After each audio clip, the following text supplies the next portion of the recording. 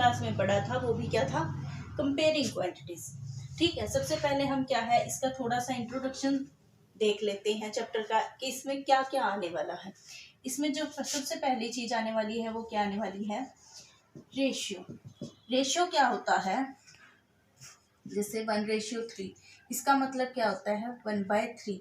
या फिर इसका जब हमें कोई ये पूछ ले इसके सम्स कैसे आते हैं कि 1:3 है, या फिर जैसे इन ए क्लास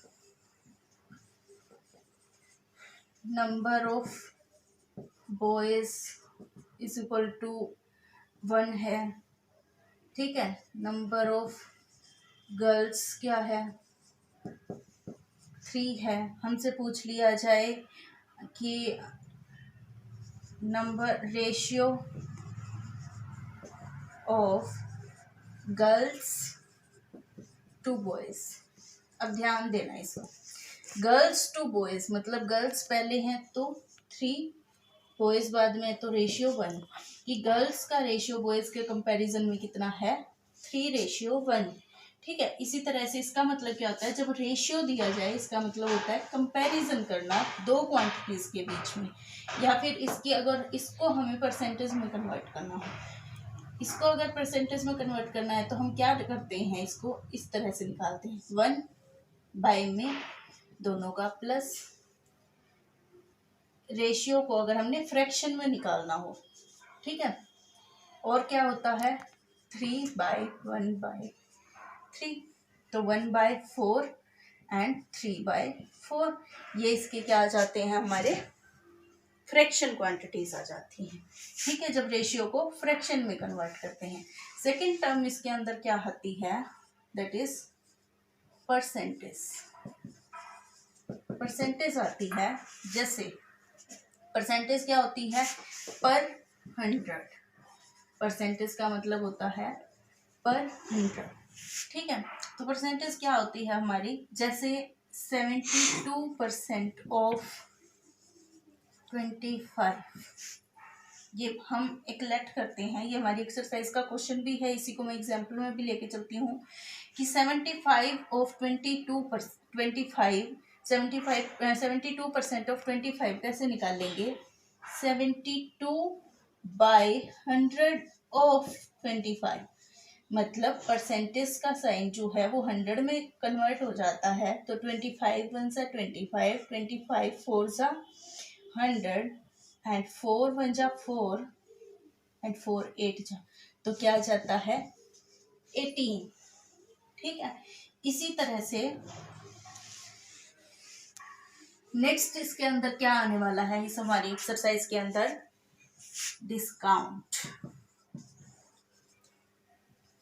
डिस्काउंट या प्रॉफिट जो होने वाला है। डिस्काउंट हम कैसे निकालते हैं, जैसे हमें कह दिया जाए कि there is a one dress, एक ड्रेस है हमारे पास, वो है हमारी 200 रुपीज़ की, और अब वही ड्रेस हमें मिल रही है 20% ऑफ या डिस्काउंट पे।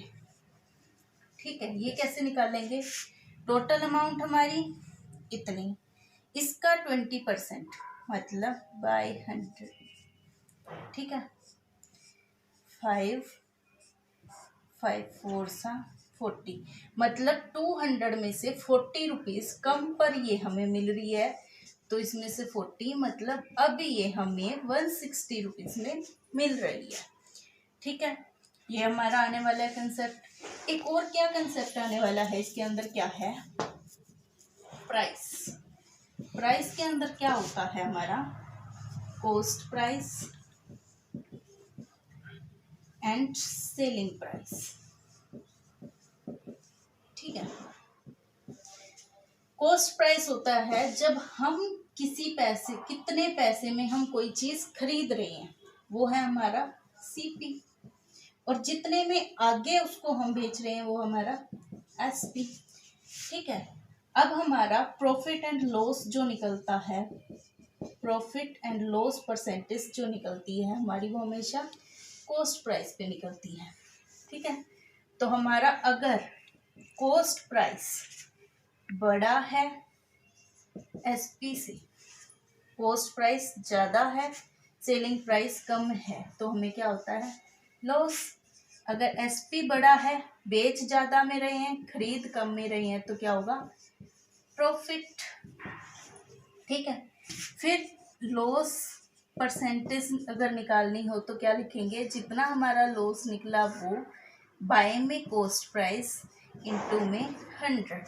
सेम प्रॉफिट के लिए प्रॉफिट परसेंटेज अगर निकालनी है तो profit by cost price into 100।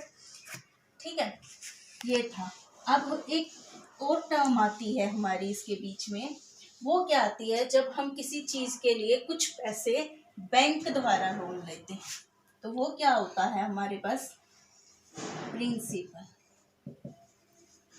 ठीक है, बैंक से लें या किसी और से लें, ये क्या है हमारी अमाउंट बोरोड। ठीक है, फिर होता है रेट, कि कितनी ब्याज दर पे हम उसको खरीद रहे हैं, क्या दर वो लगा रहा है। जैसे हम आम हमारे घरों में सुनते हैं 2 रुपये सैकड़े पे ब्याज पे ले रखे हैं, 1 रुपये सैकड़े पे ले रखे हैं, 5 रुपये सैकड़े पे ले रखे हैं, तो वो क्या होता है। दूसरा एक और टर्म आती है दैट इज टाइम, कि कितने टाइम के लिए हमने उसको लिया है। ठीक है, तो इनसे हम निकालते हैं इंटरेस्ट।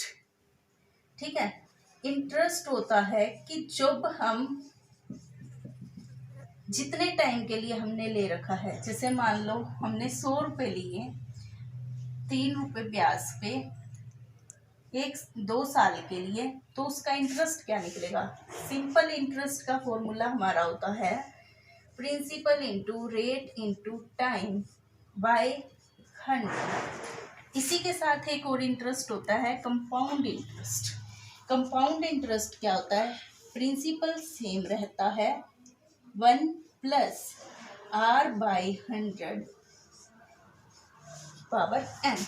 ठीक है, ये था आपके simple interest and compound interest का बेसिक कंसेप्ट। और इसी के साथ इसमें compound interest annually, half annually, इस तरह से बहुत कुछ होता है। वो जैसे जैसे हम चैप्टर में आगे बढ़ेंगे उस कंसेप्ट को हम सम्स के दौरान ही क्लियर कर लेंगे। ये थे इस चैप्टर का बेसिक कंसेप्ट जो हम इस चैप्टर में पढ़ने वाले हैं। अभी हम अपनी एक्सरसाइज की तरफ बढ़ते हैं।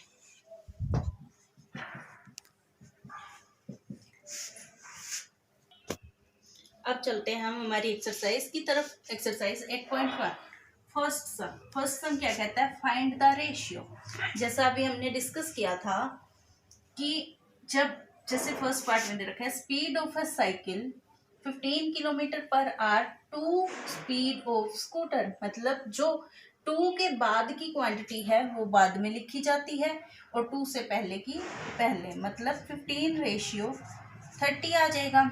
तो ये दोनों कट भी रहे हैं, 15 1 जा 15, 15 2 जा 30, तो आंसर क्या आ जाएगा 1:2। सेम जैसे यहाँ पे है, इसको हम फ्रैक्शन में भी लिख के काट सकते हैं, तो 1:2। अब ऐसे ही बी पार्ट में क्या आता है हमारा 5 मीटर टू 10 किलोमीटर। किलोमीटर्स को पहले मीटर्स में कन्वर्ट करते हैं। 5 मीटर, तो किलोमीटर्स में मीटर कितने होते हैं, 1 किलोमीटर में कितने मीटर आते हैं 1000, तो 5 में कितने आएंगे 5000, तो 10 में कितने आ जाएंगे 10,000, 5:10,000 आ जाएंगे। तो क्या आएगा 5 1 जा 5, 5 2 जा 10 एंड 3 zeros, तो आंसर क्या आ जाएगा 1:2000। थर्ड पार्ट क्या कहता है 50 पैसे 2 रुपीज 5, 1 रुपए में 100 पैसे, तो 5 रुपए में 500 पैसे, 50 पैसा टू 500 पैसा, 0 से 0, 5 1 जा 5, 5 10 रेशियो आ जाए।